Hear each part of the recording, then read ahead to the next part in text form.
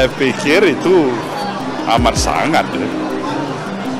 Harusnya demikian ya. Dan itu saya feel itu harus bisa juga disadari oleh semua para pihak.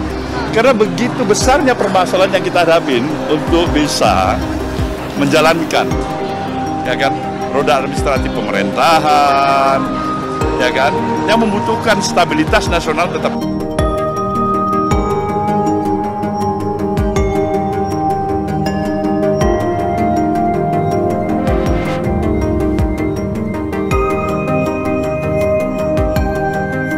Nah, memang di sini hasil quick count sudah dimenangkan telak ya, itu dari pasangan Prabowo dan juga Gibran. Di situ bahkan juga mendapatkan angka yang cukup fantastis, yaitu 57%. Nah, fenomena tersebut ya hampir sama lah dengan Pilpres 2014-2019. Di situ bahkan ketika hasil quick count keluar, dan bahkan di sini juga ya 100%, bahkan ada yang percaya dan bahkan ada yang menolak hasil quick count di situ. Nah, tetapi juga dari Pak Ganjar Pranowo misalnya, dari Anies Baswedan, di situ bahkan masih menunggu real account dari KPU resmi, siapa pemenangnya pada Pilpres 2024 ya. Kalau kita lihat dari jadwal di situ sekitar tanggal 20 Maret kalau tidak salah, yaitu hasil resmi pemenang Pilpres pada tahun 2024. Nah, sampai saat ini juga menjadi perdebatan ya ketika quick count di situ keluar. Ya, bahkan ada yang percaya, ada yang tidak. Kalau saya sih, terus terang saya percaya. Itu adalah menurut saya memang mayoritas masyarakat Indonesia mendukung pasangan 02. Kalau menurut saya, ya kita lihat dari pengalaman-pengalaman sebelumnya pada Pilpres 2014 misalnya. Di situ bahkan Pak Prabowo Subianto yang tidak menerima hasil quick count, dan bahkan dari internalnya sendiri menyebut Pak Prabowo Subianto adalah pemenangnya. Tetapi ketika hasil dari KPU itu menunjukkan yang sebaliknya, yaitu Presiden Joko Widodo menang dan bahkan juga melakukan gugatan di MK. Dan tidak hanya pada Pilpres 2014, 2019 juga sama. Pak Prabowo juga menggugat ke MK. Itu menurut saya hampir sama perolehannya, quick count dan juga real account dari KPU itu ya mirip-mirip lah. Paling selisihnya sekitar 1-2%. Tetapi pemenangnya sudah dipastikan kalau hasil quick count di lembaga kredibel di situ sudah mengeluarkan quick count. Menurut saya disitulah yaitu kurang lebih hasil dari rekapitulasi KPU. Nah, sampai saat ini pun juga menjadi perdebatan. Nah, tetapi yang saya sorot di sini ya anggap saja di sini sudah dimenangkan Pak Prabowo Subianto dan juga Gibran. Karena selisihnya sangat banyak sekali, selisihnya sangat banyak. Walaupun sebelum pencoblosan itu ada fenomena yang di luar nalar seperti skenario Ketua MK, Bansos tiba-tiba langsung dikeluarkan sedemikian rupa, koordinasi antara kepala desa dan lain sebagainya. Di situ fenomena-fenomena yang menurut saya tidak perlu terjadi dan akhirnya juga membuat suara di sini ya semuanya ke Prabowo Gibran.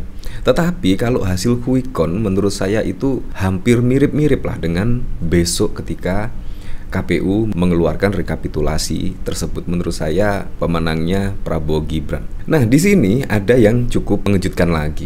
Nah, di sini kan ada pertemuan. Wah, diam-diam bertemu Presiden Joko Widodo dan Pak Surya Paloh. Di sini ada apa? Tiba-tiba ingin bertemu. Apakah ya ada semacam deal-dealan akan membentuk koalisi atau merayu Nasdem untuk berkoalisi ke pemerintah? Ya, kalau kita lihat di sini Nasdem dan PKB menurut saya suaranya cukup bagus sekali. 8%, 10% kalau tidak salah ya. Jadi di sini sangat diperhitungkan lah di parlemen. Apakah yaitu pertemuan di sini akan menarik Nasdem berkoalisi? Nah, di sini bahkan dari CNN Indonesia bantah istana. Nasdem sebut Surya Paloh diundang makan oleh Jokowi. Nah, di sini sangat lucu sekali. Pada waktu lalu juga di sini Jokowi disebut panggil Surya Paloh ke istana ada apa. Tetapi yaitu istana membantah, bahkan menyebut Pak Surya Paloh yaitu yang menginginkan ketemu dengan Presiden Joko Widodo. Nah, menurut Anda seperti apa? Menurut saya yang punya wewenang itu adalah Presiden Joko Widodo, yaitu memanggil Pak Surya Paloh. Bukan malah sebaliknya, Pak Surya Paloh ingin ketemu dengan Presiden Joko Widodo. Karena menurut saya Presiden Joko Widodo itu orang paling sibuk se-Indonesia menurut saya. Jadi kalau menginginkan bertemu dengan Presiden Joko Widodo pasti juga akan sangat susah sekali. Nah, menurut saya yang benar adalah Presiden Joko Widodo memanggil Surya Paloh kalau menurut saya.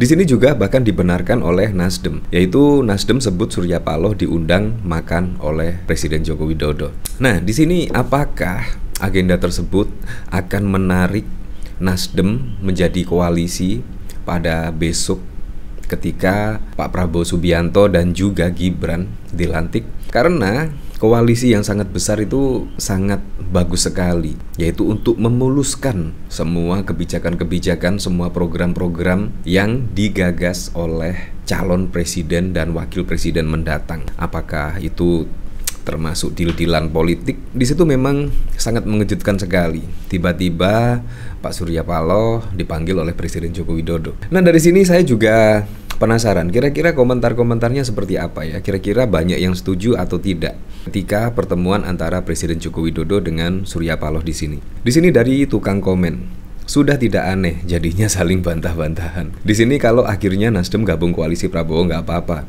Gua pilih Pak Anies karena Pak Anies, bukan karena Nasdem. Go on. Sesama tukang kibul dilarang saling mendahului.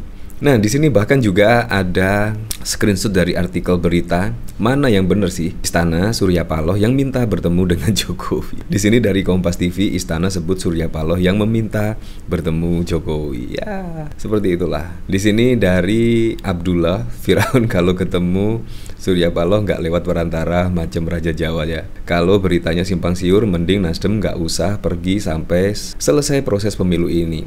Nanti sampai istana pada nggak ada yang ngaku kalau ngundang Nasdem. Udah abaikan aja dulu undangan.